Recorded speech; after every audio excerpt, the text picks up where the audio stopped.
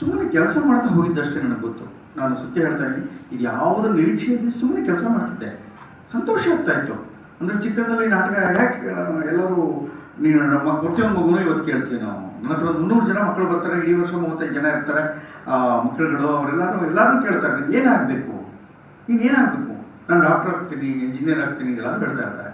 ಈಚಿನ ದಿನಗಳಲ್ಲಿ ಒಂದಷ್ಟು ನಾನು ಸ್ಟಾರ್ ಆಗ್ತೀನಿ, ನಾನು ಸೂಪರ್ ಸ್ಟಾರ್ ಆಗ್ತೀನಿ, ಹೆಣ್ಮಕ್ಳು ನಾನು ಹೀರೋಯಿನ್ ಆಗ್ತೀನಿ, ಹೀಗೆಲ್ಲ ಹೇಳ್ದೋಗಿದ್ದಾರೆ. ನಾನು ಕೇಳ್ಕೊತಾ ಇರ್ತೀನಿ.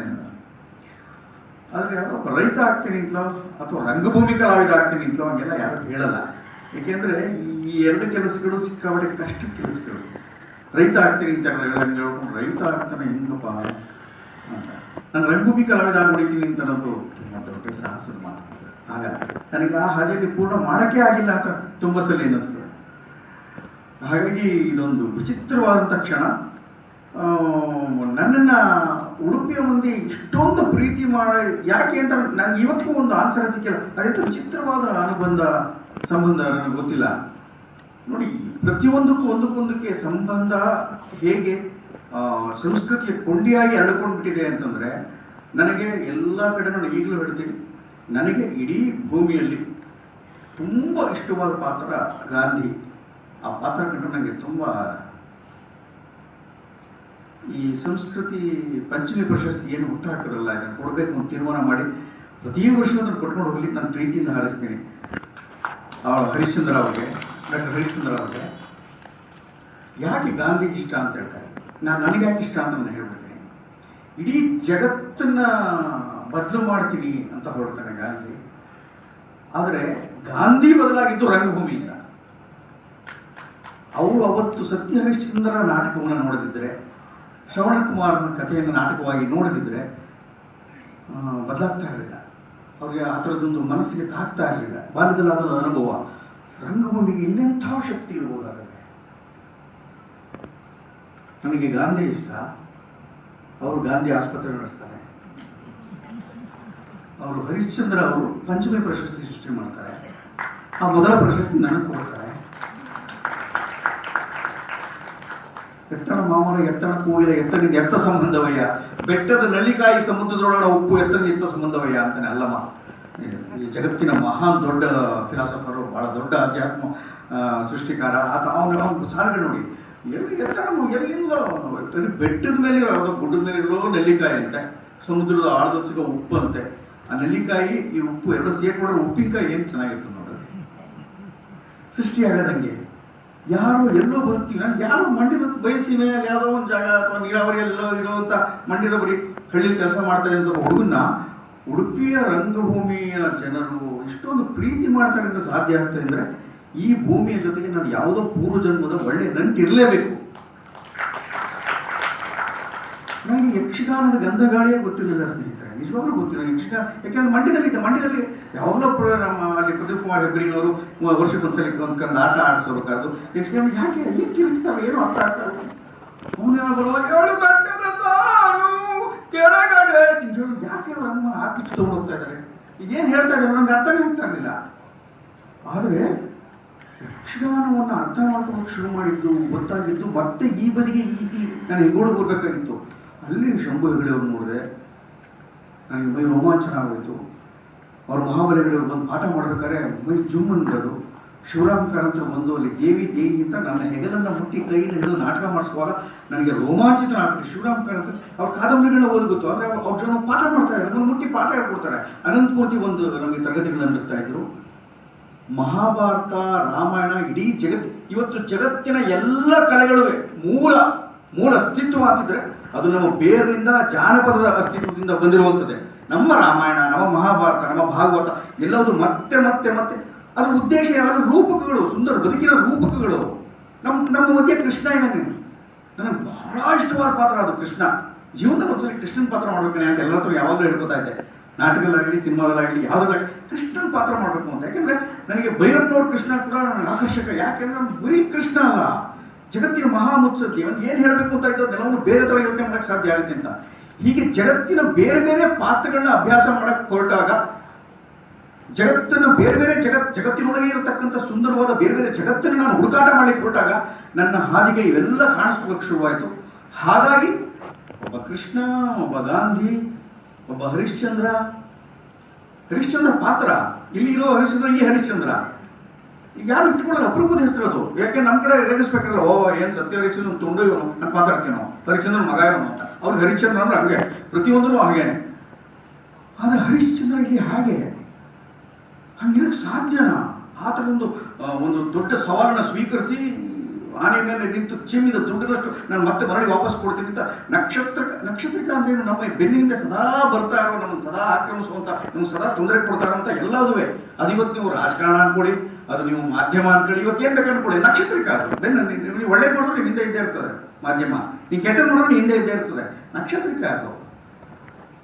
ಒಟ್ಟು ನೀವು ಕಾಡ್ತಾನೆ ಇರ್ತದೆ. ಎಲ್ಲ ಬೇರೆ ಈ ಥರದ ರೂಪಕಗಳನ್ನ ರಂಗಭೂಮಿಯಲ್ಲಿ ತರೋಕ್ಕೆ ಸಾಧ್ಯ ಆಗಿದೆ ಅಂತ ನನಗೆ ಗೊತ್ತಾಗಿದ್ದೇನೆ. ಅದು ತಾಳಮದ್ದಳೆಗಳಲ್ಲಿ ನನಗೆ ಬಹುಶಃ ಸುಬ್ಬಣ್ಣನಂತಹ ಒಬ್ಬ ಶ್ರೇಷ್ಠ ವ್ಯಕ್ತಿತ್ವದ ಪರಿಚಯ ಆಗದೆ ಹೋಗಿದ್ದರೆ ನಾನು ಬದುಕಿನಲ್ಲಿ ಇಲ್ಲಿ ಬರ್ತಾ ಇದ್ದು ನನಗೆ ಗೊತ್ತಿಲ್ಲ. ನನಗೆ ಅದಕ್ಕಾಗಿ ಬಹಳ ದೊಡ್ಡ ಅತ್ಯದ್ಭುತ ಅನ್ಸೋದು ಇವತ್ತೇನಾದ್ರು ನನಗೆ ಈ ಪ್ರಶಸ್ತಿ ನನಗೆ ಎಷ್ಟು ಈಗ ಯಾವ ಸರ್ಕಾರ ಮುಂದೆ ಕೊಡ್ತದೋ ಗೊತ್ತಿಲ್ಲ ಕಣ್ರಿ. ಇಷ್ಟು ದೊಡ್ಡ ಮೊತ್ತದ ಒಂದು ಪ್ರಶಸ್ತಿ ಹಿಂಗೇನೋ ಕೊಡ್ತಾ ಇದ್ರೆ ಮೊತ್ತಕ್ಕಿಂತ ಹೆಚ್ಚಾಗಿ ಆ ಜೆಸ್ಚರ್ ಇದೆಯಲ್ಲ, ಆ ನಿಲುವು ಇದೆಯಲ್ಲ, ಆ ಸ್ಪಷ್ಟವಾದಂಥ ಒಂದು ಏನೋ ಒಂದು ಆಕಾರ ಇದೆಯಲ್ಲ, ಆ ಆಕಾರಕ್ಕೆ ಇದಕ್ಕೆ ಯಾರು ನಿಜವಾಗ್ಲೂ ಬಾಧ್ಯಸ್ತು ಅಂದರೆ ಸತ್ಯವಾಗ್ಲೂ ಇದಕ್ಕೆ ಮಂಡ್ಯ ರಮೇಶ ಬಾಧ್ಯಸ್ತ ಅಲ್ಲ. ಈ ಪ್ರಶಸ್ತಿಯ ಪೂರ್ಣ ಫಲ ಹಳ್ಳಿಯ ಹುಡುಗರನ್ನ ರಂಗಭೂಮಿ, ಅದರಲ್ಲೂ ಧರ್ಮ ಜಾತ್ಯತೀತ ಎಲ್ಲವನ್ನು ಮೀರಿದಂಥ ಶ್ರೇಷ್ಠವಾದ ರಂಗಭೂಮಿಯನ್ನು ಬೆಳೆಸಬೇಕು ಅಂತ ಹೇಳ್ಕೊಟ್ಟಂತ ಕೆ.ವಿ. ಸುಬ್ಬಣ್ಣ ಮತ್ತು ಬಿ.ವಿ. ಕಾರಂತರಿಗೆ ಸಲ್ಲಬೇಕಾದ ಪ್ರಶಸ್ತಿ. ಅವರವತ್ತು ಕಾರಂತರು ನನಗೆ ಆ ಥರ ಒಂದು ಅಧ್ಯಾತ್ಮ ತೋರಿಸ್ತಿದ್ರೆ, ಅದೊಂದು ವಿಶ್ವ ಕಲ್ಪನೆಯನ್ನು ತೋರಿಸ್ತಿದ್ರೆ ನನಗೇನು ಮಾಡೋಕ್ಕಾಗ್ತಾ ಇಲ್ಲ. ತಾವು ಗಳಿಸಿದ ಮೆರಿಟ್ಗೆ ಯಾವತ್ತೋ ಕೆ.ವಿ. ಸುಬ್ಬಣ್ಣವ್ರ ಮೂರಲ್ಲಿ ಏನ್ ಬೇಕಾದ್ರೂ ಮಾಡ್ಬೋದಾಗಿದ್ದ. ತನ್ನ ಮೈಸೂರಿನಲ್ಲಿ ಇದ್ಕೊಂಡು ಎಷ್ಟೊತ್ತಿನ ಕೆಲಸ ಆಗ್ತಾ ಇತ್ತು. ಒಂದು ಪುಸ್ತಕಕ್ಕೆ ಕದ್ದಂತ ದುಡ್ಡು ಓಡಾಗಿದ್ದು ಕಾರಂತರ ಹತ್ರ ಒಂದು ಅವ್ರ ಯಾನ ಇಲ್ಲಿಂದ ಮಂಚಿಯಿಂದ ಶುರುವಾಗದೇ ಇದ್ದಿದ್ರೆ ಅಷ್ಟು ದೊಡ್ಡ ಕೆಲಸ ಮಾಡಕ್ಕೆ ಹಿಂಗಾಗ್ತಾ ಇತ್ತು. ಬದುಕಿನ ಅನುಭವ, ಶೈಕ್ಷಣಿಕ ಅನುಭವ, ಒಬ್ಬ ಪೂರ್ಣವಾಗಿ ತನ್ನ ಊರಿನಲ್ಲಿ ನಿಂತ್ಕೊಂಡು ಪುಸ್ತಕಗಳ ಅಧ್ಯಯನದ ಮೂಲಕ ಇಡೀ ಜಗತ್ತಿನಲ್ಲಿ ಕರೆಸ್ಕೊತಾನೆ. ಇನ್ನೊಬ್ಬ ರಂಗ ಜಂಗಮಾಗಿ ಇಡೀ ವಿಶ್ವವನ್ನೇ ಸುತ್ತಾಡ್ತಾನೆ. ಕನ್ನಡ ರಂಗಭೂಮಿಯವರು ಅಧ್ಯಯನ ಮಾಡಬೇಕು, ವಿಚಾರಗಳನ್ನ ತಿಳ್ಕೋಬೇಕು ಅಂದ್ರೆ ಕೆ.ವಿ. ಸುಬ್ಬಣ್ಣ ಮತ್ತು ಬಿ.ವಿ. ಕಾರಂತರ ನಡುವಿನ ಅವರಿಬ್ಬರು ಗಾಂಧಿ ನೆಹರು ಅಂತ ಅಂತಾಗ್ತೇನೆ ನಾವು. ಇಬ್ಬರು ಹೊರಟಿದ ರೀತಿ ಅದು. ಗಾಂಧಿ ಆಗಲಿ ಅಥವಾ ನೆಹರು ಆಗಲಿ ಅದರ ಚಿಂತನೆಗಳು ಹಿಂದೆ ಹೋಗಿದ್ರೆ ಏನು ಮಾಡಕ್ಕೆ ಆಗ್ತಾ ಇಲ್ಲ ಈ ದೇಶಕ್ಕೆ. ಅದು ಗಾಂಧಿ ಆಗ್ಬೋದು, ಅಂಬೇಡ್ಕರ್ ಆಗ್ಬೋದು, ಯಾರು ಬೇಕಾರಾಗ್ಬೋದು. ಅವ್ರು ಹೊರಟ ರೀತಿ ಇದೆಯಲ್ಲ ಅದನ್ನು ಅಧ್ಯಯನ ಮಾಡ್ತಾ ಮಾಡ್ತಾ ಮಾಡ್ತಾ ಎಷ್ಟೊಂದು ಚಂದ ಅಂತ ಶುರುವಾಗೋಯ್ತು. ನನ್ಗೆ ಹಾಗೆ ಮತ್ತೆ ರಾಮ ಮತ್ತು ಕೃಷ್ಣ ಕೂಡ ತುಂಬ ಕಾಡ್ತಾರೆ. ನಾನು ಯಾವಾಗಲೂ ಕಾಡೋ ಪಾತ್ರ.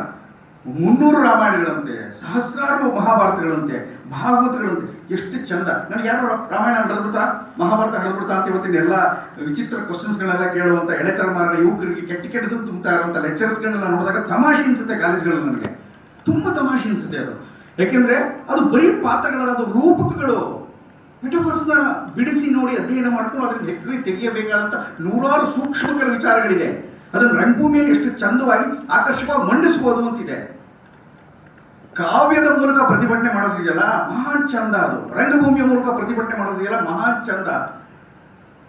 ಇದನ್ನ ನಿಧಾನವಾಗಿ ನನಗೆ ನಿನಾಸಂನಲ್ಲಿ, ರಂಗಾಯಣಗಳಲ್ಲಿ ಮತ್ತು ಬದುಕಿನ ಬೇರೆ ಬೇರೆ ಬೀದಿ ನಾಟಕಗಳು ಮಾಡ್ತಾ ನೂರಾರು ಬೇರೆ ಬೇರೆ ಪಾತ್ರಗಳೆಲ್ಲ ನೋಡ್ತಾ ಇದ್ದೆ. ನನಗೆ ಹಾಗೆ ಗೊತ್ತಿದ್ದನ್ನ ಇಲ್ಲೆಲ್ಲೋ ತಗೊಂಬಂದು ನಾಟಕಗಳು ಆಡಿದಾಗ ರಂಗಭೂಮಿನಲ್ಲಿ ಒಂದು ಪ್ರೈಸ್ ಬಂದ್ಬಿಟ್ರೆ ಆಹಾ ಎಷ್ಟು ದೊಡ್ಡ ಸಂತೋಷ ಅಂದ್ರೆ ಅನ್ಕೋತಾ ಇದ್ದೆ ನಾನು.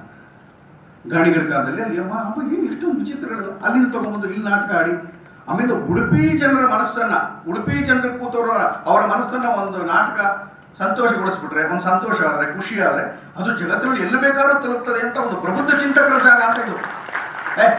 ನಾಟಕ ನೋಡೋರು ಸೈ ಅಂತಂದ್ರೆ ಎಲ್ಲ ಓಕೆ. ಕಾರಂತರು ಕೂಡ ಮರಳಿ ಬಂದುವಾಗ, ಓದುವಾಗ, ಮತ್ತೆ ಮರಳಿ ಬಂದು ಕೆಲಸ ಮಾಡಿದ್ದು, ಅವು ಏನು ಇಂದ್ರಜಿತ್ ಮಾಡಿಸಿದ್ದು ಎಲ್ಲ ಉಡುಪಿಯಲ್ಲೇ.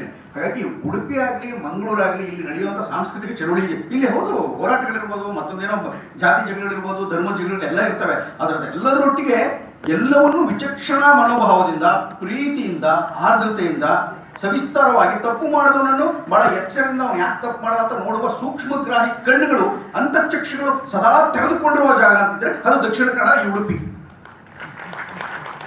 ಪುಣ್ಯವಂತರು. ನಿಮಗೇನು ಇಲ್ಲಿ ಕೊಂಕಣಿ ಪಕ್ಕದಲ್ಲಿ ಇರ್ತಾರೆ, ಇಲ್ಲಿ ಪಕ್ಕದಲ್ಲಿ ತುಳು ಮಾತಾಡ್ತಾರೆ, ಇನ್ಯಾವುದೋ ಎರೂರು ಭಾಷೆ ಮಾತಾಡ್ತಾರೆ, ಅಲ್ಲಿ ಅರೆ ಭಾಷೆ ಮಾತಾಡ್ತಾರೆ, ಸುತ್ತ ಅಲ್ಲಿ ಮಾತಾಡ್ತಾರೆ, ಅಲ್ಲಿ ಮಲಯಾಳಿ ಬರ್ತಾನೆ, ಅವನ್ಯಾರೋ ಒಂದು ಭಾಷೆ. ಎಷ್ಟೊಂದು ಭಾಷೆಗಳ ಅಧ್ಯಯನ, ವಿಚಾರ, ಸಂಕಷ್ಟ, ಪ್ರೀತಿ ಒಂದು ದುಡಿಲೇಬೇಕು. ಮೀನು ಮಾರುವಳಿಗೂ ಒಂದು ಅದ್ಭುತವಾದ ಕಾವ್ಯ ಸಂಸ್ಕೃತಿ ಇದೆ. ಹಾಗೇನೆ ಒಬ್ಬ ರೈತನಿಗೆ ಹಾಗೇನೆ 2 ಕೆಜಿ ಅಂತ ಒಬ್ಬ ಹವ್ಯಕರನಿಗೂ ಬಹಳ ವಿಶೇಷವಾದ ಜಗತ್ತು ಬೇರೆ ಒಂದು ತೆರೆದುಕೊಳ್ತದೆ. ಎಲ್ಲೂ ಹೋಗದೆ ತನ್ನ ಮನೆಯ ಅಂಗಳದ ಕೂತು 2 ಕೆ ಹಾಕ್ತಾ ಹಾಕ್ತಾ ಹಾಕ್ತಾ ಇಷ್ಟು ದೊಡ್ಡ ಜಗತ್ತನ್ನೇ ಸೃಷ್ಟಿ ಮಾಡ್ಬಿಡ್ತಾರೆ. ಅವನು ಎಷ್ಟು ಚೆನ್ನಾಗಿ ಎಕ್ಸ್ಪ್ಲೈನ್ ಮಾಡ್ತಾರೆ. 2 ಕೆ ಹಾಕೊಂಡು ಮಾತಾಡ್ತಾ ಇರ್ತಲ್ಲ ಉತ್ತರ ಕನ್ನಡದಲ್ಲಿ ದಕ್ಷಿಣ ಕನ್ನಡದಲ್ಲಿ. ನನಗೆ ಮಹಾನ್ ಅದ್ಭುತವಾದ ಪಾತ್ರಗಳು ಕಂಡಿರೋದು. ಎಷ್ಟೊಂದು ಮಾತುಗಳು ಆಡ್ತಾ ಆಡ್ತಾ ಆಡ್ತಾ ಆಡ್ತಾ ತನ್ನ ಮನಸ್ಸಿಗೆ ಎಲ್ಲವನ್ನು ತೆರೆದಿಟ್ಕೊಂಡ್ಬಿಡ್ತಾರೆ. ಖುಷಿ ಆಗ್ತದೆ. ಆ ಬಯಲುಸೀಮೆ ಕಟ್ಟೆ ಪುರಾಣ ಹೇಗಿದೆ ಹಾಗೆ ಅರಳಿಕಟ್ಟೆಗಳಲ್ಲಿ ಕೂತ್ಕೊಂಡು ತಮ್ಮ ಮನೆಯ ಮಾತುಗಳಲ್ಲಿ ಎಷ್ಟು ಸಂತೋಷ. ಇದನ್ನ ಮರೆತು ಹೋಗ್ತಾ ಇರೋ ಜಾಗ ಇಂಥದ್ದು. ಇಡೀ ರಾಜ್ಯದಲ್ಲಿ ಈ ಥರದ್ದೆಲ್ಲ ಅನೇಕ ಸಂಸ್ಕೃತಿಗಳು ಮರೆತು ಹೋಗ್ತಾ ಇದೆ. ಇದನ್ನ ಮತ್ತೆ ಸಂಸ್ಕೃತಿ ಏನ್ ಮಾಡ್ಬೇಕು ಅಂದಾಗ ನಾನು ಹುಡುಕೊಂಡಿದ್ದು ರಂಗ ತರಬೇತಿ ಶಿಬಿರಗಳು.